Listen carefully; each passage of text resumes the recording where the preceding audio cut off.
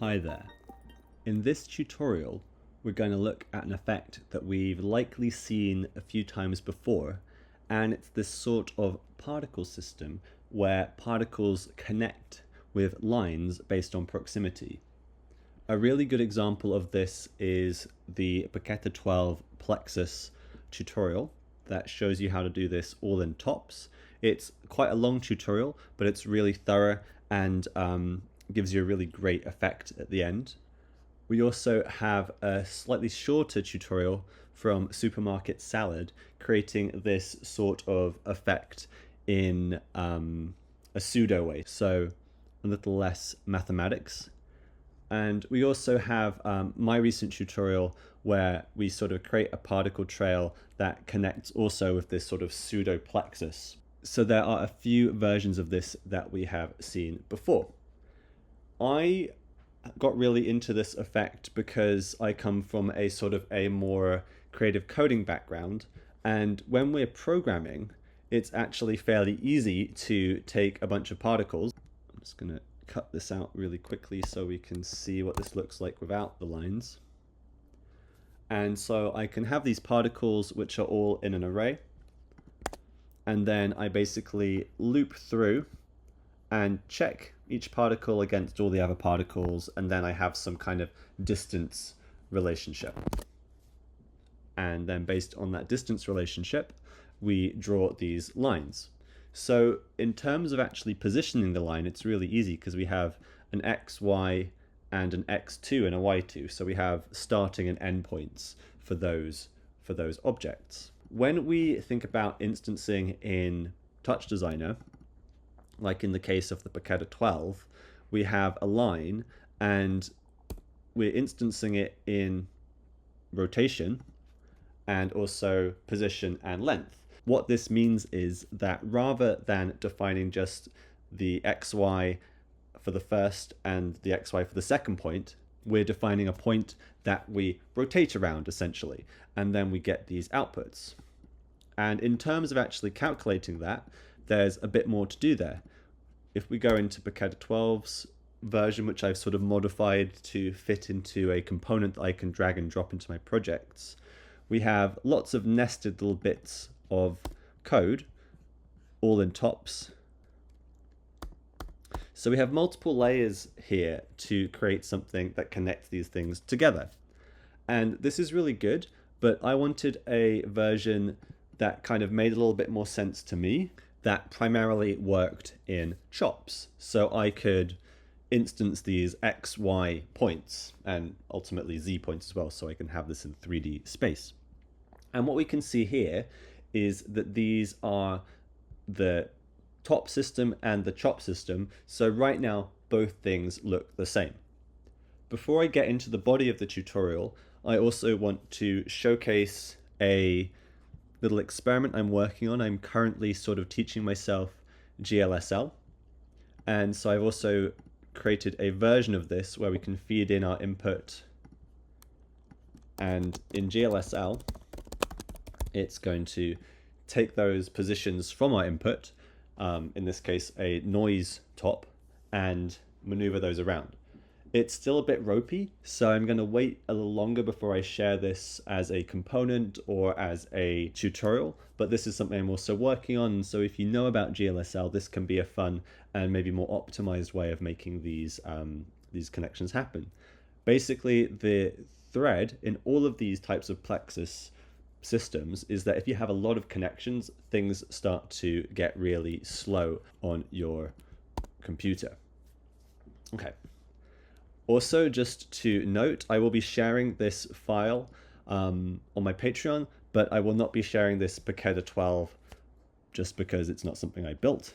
It's something I modified, but I'm not comfortable sharing. There are also some limitations with it. For example, in this instance here, we can see that as I move this threshold I've set, we create more connections, but this is only below that threshold. We can't flip this around and have connections when particles are a greater distance than that threshold. So when we work with code, we have something that allows us to have a bit more control over these types of connection options, which can be really fun. So I'm going to go ahead and delete this, I'm going to go ahead and delete this, although I should keep that noise because that's what's running everything.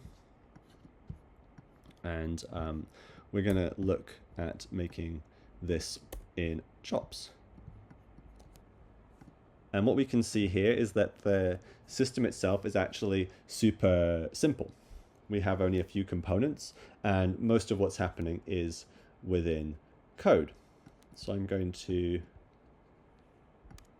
remove this for the time being, or just keep it stationary. And we're going to just create a null. We're going to collapse it. And we're going to start from scratch. I'm just going to label this DT Plexus.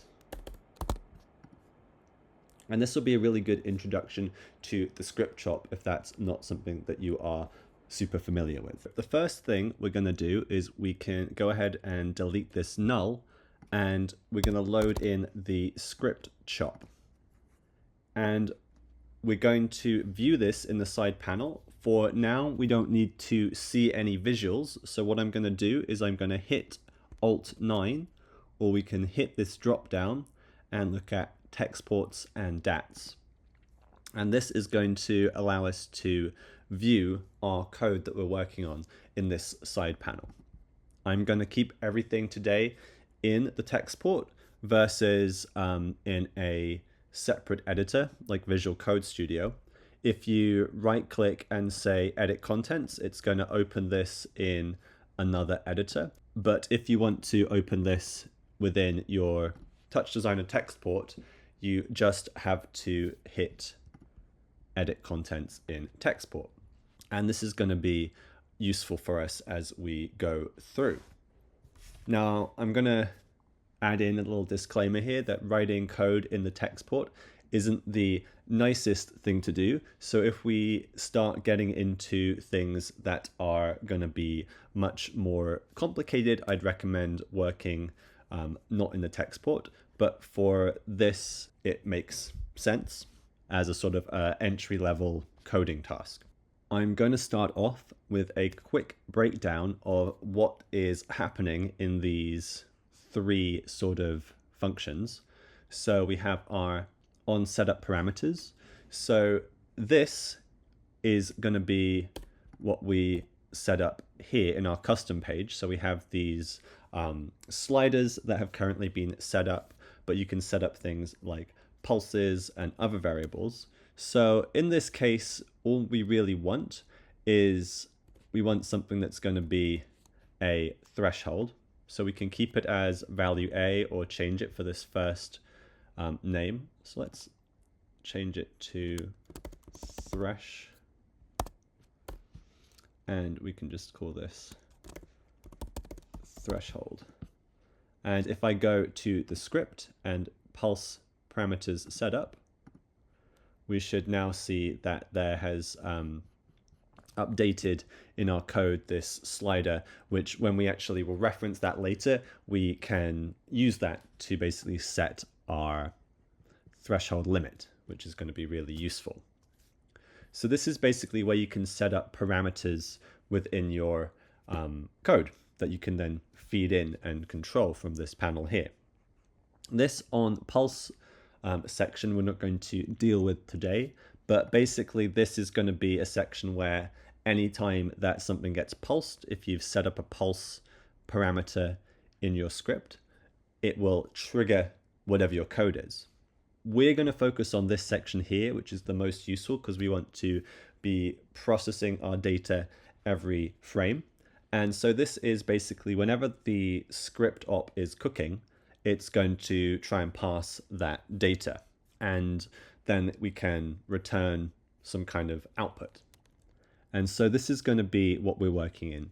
And it's important to kind of remember when you're working with Python that indentation is really important. Right now we have this function and we can see everything is indented. Let's see if I write something and say, I don't know, x equals 1, that's all going to be fine. But if I run in x equals 1 without the indentation, we're going to come across an error.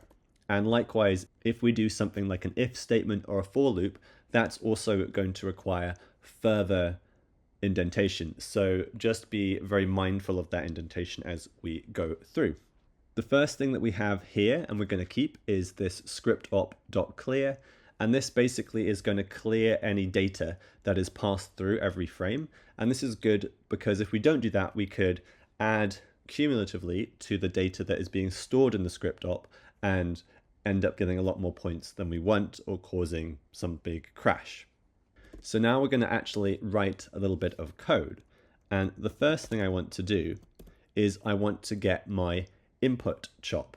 So I want to get whatever is coming in and visualize that. So we're going to start off by making a variable. I'm going to call it inChop. And I'm going to say script op dot inputs 0. And so what's happening here, and I'm also just going to make sure that is an uppercase O, but lowercase everything else. What's happening here is we're taking the first index of our inputs, and right now there's just one input, and so that's 0, and that's going to be where we take our data from. We also want to define how many points we're going to be working with. So I'll create a variable for the number of points, and we're going to say in chop.numSamples.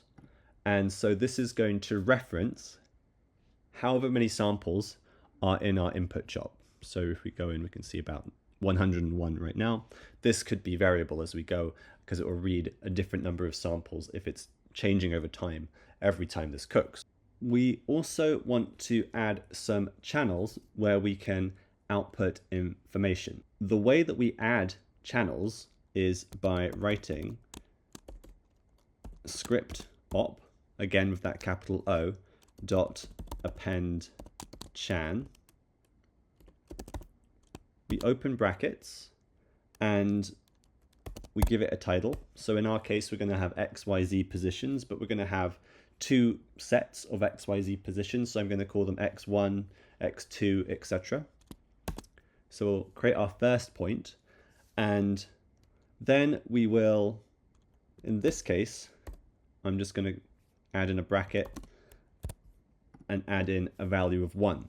So the reason that I'm doing this is because right now we have 101 samples in our channel.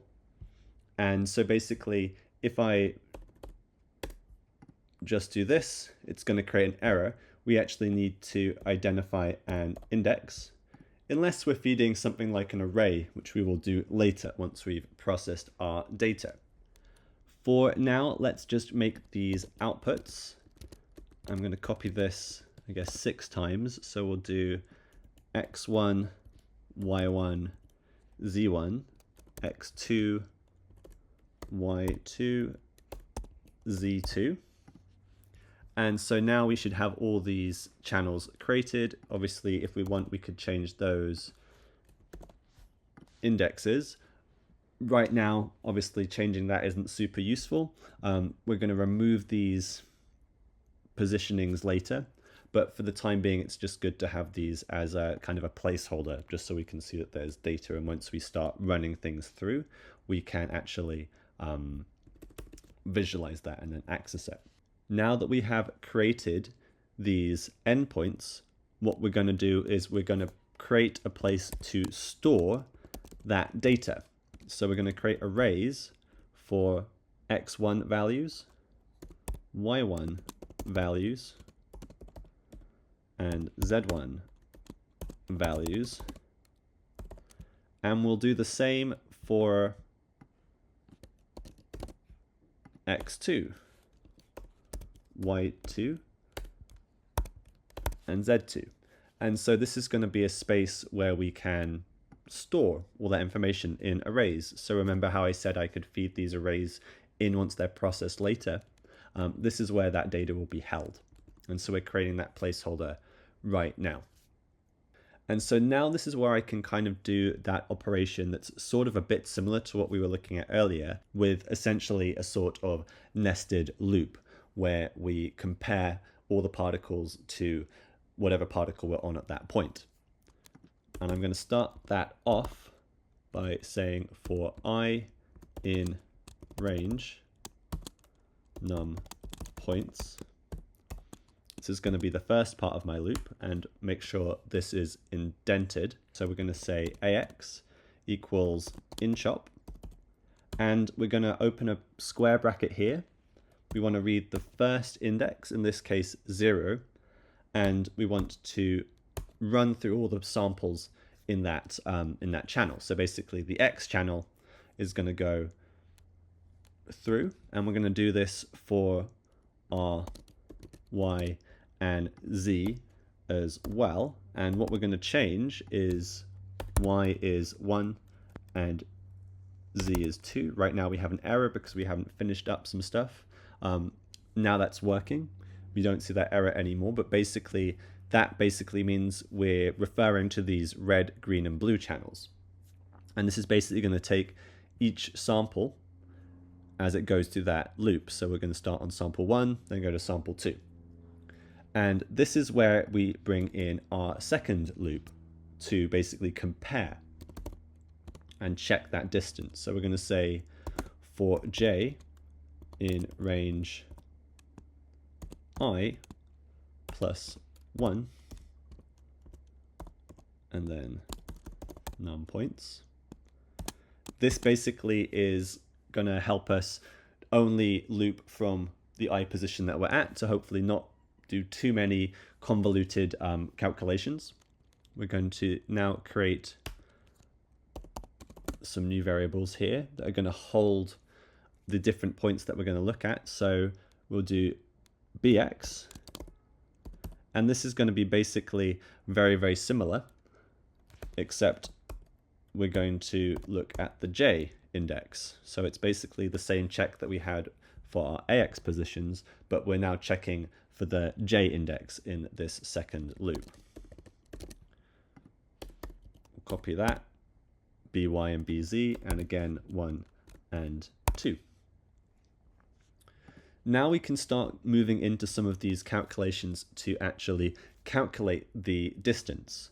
So basically what we need to do is we need to take the x position of both and subtract, the y position of both and subtract, the z position of both and then subtract, and then we're going to multiply using square root. So we're going to create a distance x parameter, and for this we'll do bx minus ax, dy for the y, and this we will do by minus ay, and finally dz, and for this we're going to do bz minus az, and then we're going to make a distance. Then we are going to make a difference calculation. And for this we are going to need a library. So what I'm going to also do is I'm going to write at the top import math. And this is going to import the mathematics library into the TouchDesigner code for us, which is going to help us here because we're going to use something called square root. Okay, so for this we're going to write math.square root, so sqrt, open brackets, and we're going to say dx times dx. Essentially we're multiplying all these by their pair, dy times dy, and dz times dz, and then close that bracket. We can also then connect to our threshold. So what we're going to do is make a variable to hold our threshold. We're going to attach script op.par.thresh. And it's important that we make sure that that parameter name matches whatever this is. So if you've labeled it something different, make sure that that matches. And now we are ready to make a distance check. So we're going to say if d is smaller or equal to the threshold, something's going to happen. And in this case, we are going to append values to our channels. So we're going to do x1 vals dot append ax, adding in the ax vals. We're going to do y1 vals append ay, z1 vals append az. And the same thing is going to happen for, let's make some space there, x2, where we will append bx, y2, where we'll add by, and z2, where we'll add bz. And we're getting really close to adding all this stuff together and outputting it, which is really great. We've basically done all of our coding now. One more thing we have to do is we have to define how long we want to make our script op in samples. So we're going to say script op.num samples, which is going to define how long our operator is, how many samples we're outputting.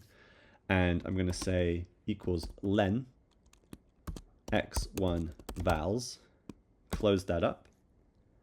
And now what we can do is we can start actually adding these to our outputs. So we're going to delete these square brackets and say dot vals equals x1 vals. So basically referencing these arrays that we created earlier and have been storing data in.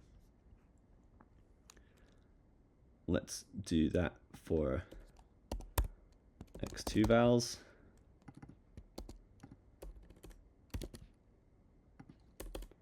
And just keep doing this. It's actually going to be y1 vals and z1 vals. It's a bit confusing as you just keep going. So naming is obviously important here. This on the side here won't change until I update this. So let's just keep doing this until we're done. We're going to do x2.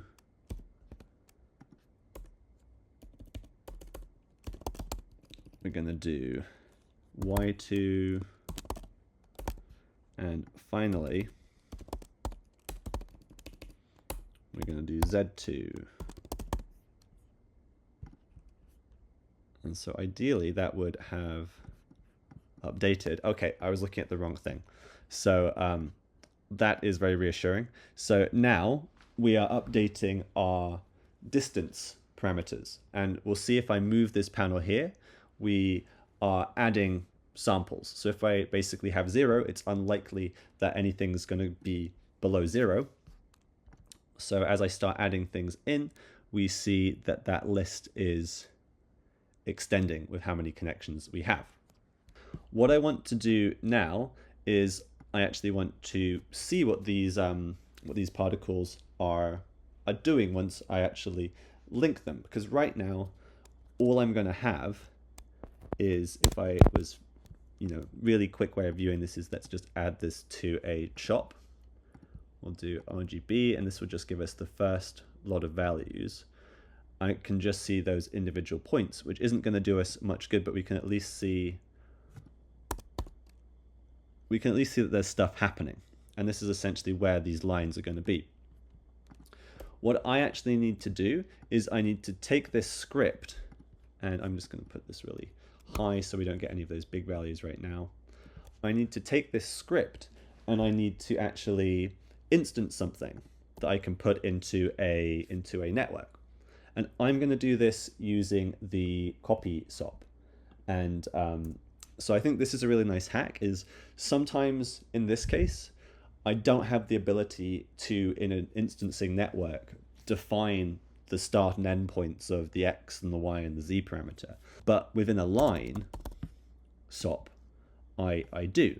So if I look at the parameters here, I have my 0, X, Y, Z positions that I can actually go in and manipulate. So I've got point AX, point bx. So I could say 1, 0, 0.4. I can actually define these line positions. That is really neat. But the way to take this data and feed that to all of these points, I'm going to have to use a stamping technique with the copy SOP. So what I'm going to do, now I have my line, I'm going to take it, put it into a copy SOP. On the copy SOP, what I'm going to do for number of copies, I'm going to reference my script and how many samples are in it at any one point. So I'm going to say op script 1 dot num samples, and so we can see it is taking that value and it's changing over time. I'm not going to do any translations or anything like that. I mean, that in itself would be kind of a cool effect, but we're going to leave all this stuff the same. And then I'm going to go over to the stamping page. This will allow me to add in something that's going to copy that information from the script op to another component. So I'm going to select stamp inputs on. I'm going to call this CP for control points. And then I'm going to add in my value me.copy index. And this is basically going to tell that copy how many things to cycle through. And so there are various ways of doing this. You could create a copy for the X, Y, Z, etc., and have that send that information. But what I'm essentially going to do is use this as a way of sort of indexing which points I look at, because essentially this is giving me a value from 0 to whatever my maximum number is, like in, say, a for loop. So if I go to my line and in point A, and I might have to extend this a little bit, I'm going to say op script 1, and I want to access the first channel, so 0. You could say x2, so maybe that, sorry, x1. So we could maybe do that. And then for the actual piece of data, we're going to say fetch stamp CP in quotes 0. And let's see if this is working or if I have missed something here. Maybe I just put that at 0.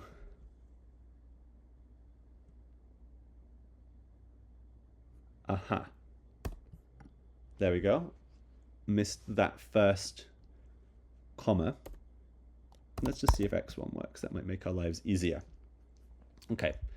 And so now we basically copy these channels to our different parameters within our line SOP. So we'll do line op script y1. We'll do z1. So we can see that's moving around. We've got stuff coming from the center, which is kind of cool in itself. It's going to draw from the center to wherever the exit of that point is.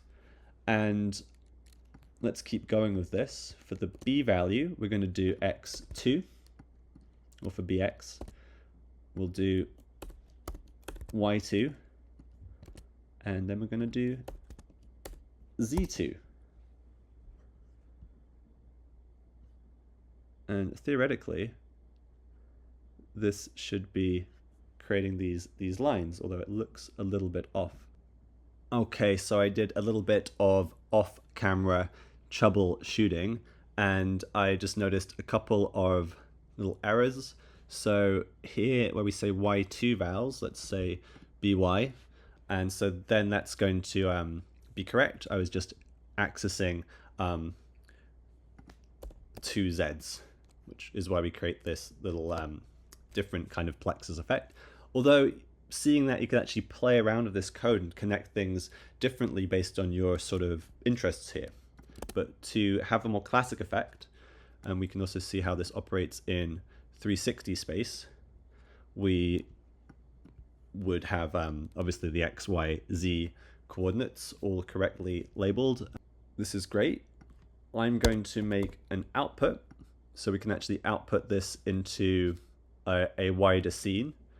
And here I've already got some of my instancing set up already done. So I can just drag this into a geo.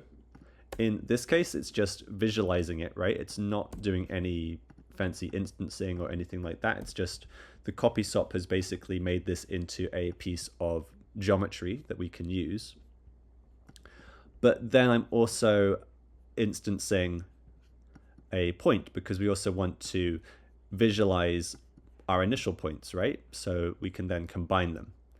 And if I go back to my top viewer, we should be able to see that the points are connected at the right places. So the location of these XY coordinates is working, and everything kind of fits together.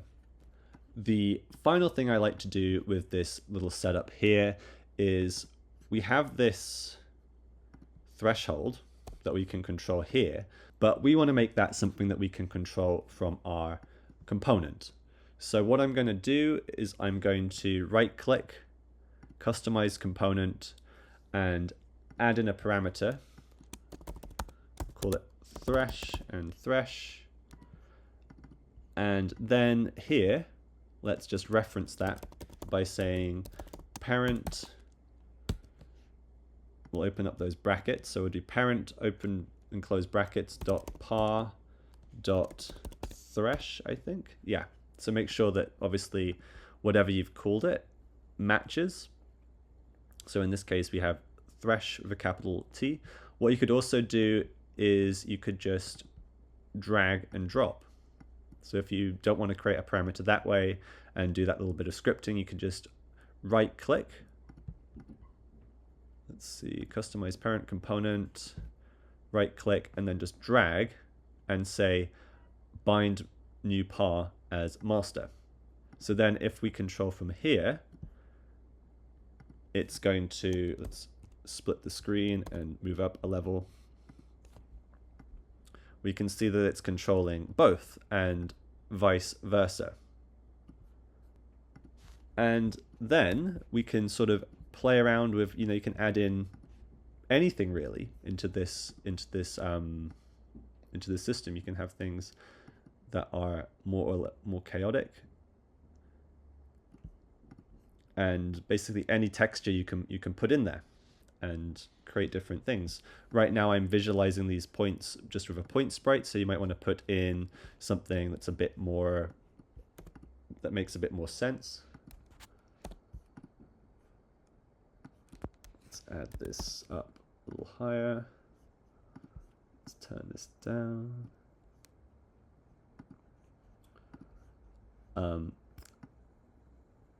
Yeah, so this is something that you can sort of play around with as much as you like. In a lot of ways, it's not the most sort of resource effective way of doing this. Doing it in tops or with GLSL is going to be more effective. We can see even with a small number of points here, my system is kind of tanking.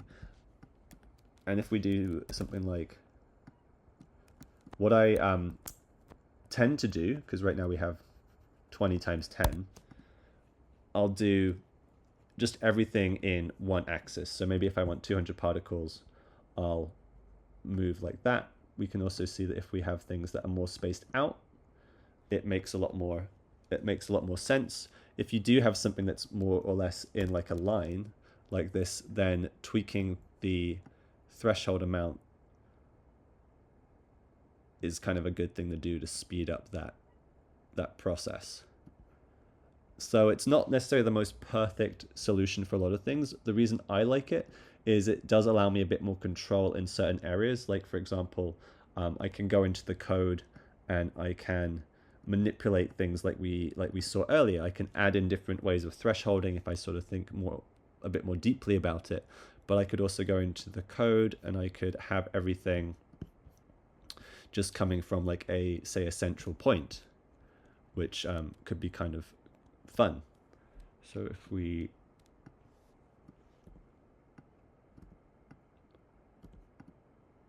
if we go in and have those points connecting from the center,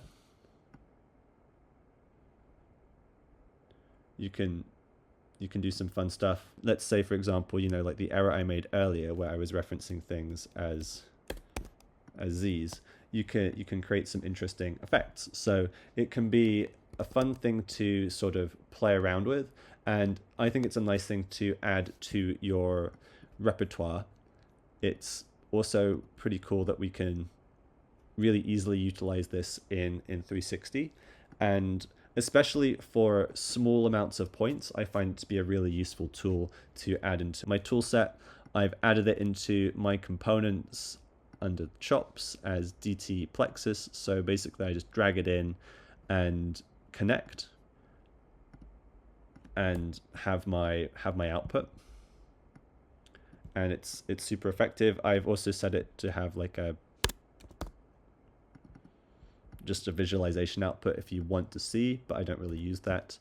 And yeah, I would be super interested to see how you find this, if you actually end up using this in your projects. Stay tuned. I'll post something about the GLSL version at another point. For me, this type of technique has been something I've always been really interested in, so it's been fun to sort of recreate it through code. And even though maybe it's not the most optimized system, it's a fun way to sort of take a bit of ownership and play with these techniques in a different way outside of kind of a pixel domain where you have maybe different options available to you. So yeah, I hope you enjoyed it, and see you next time.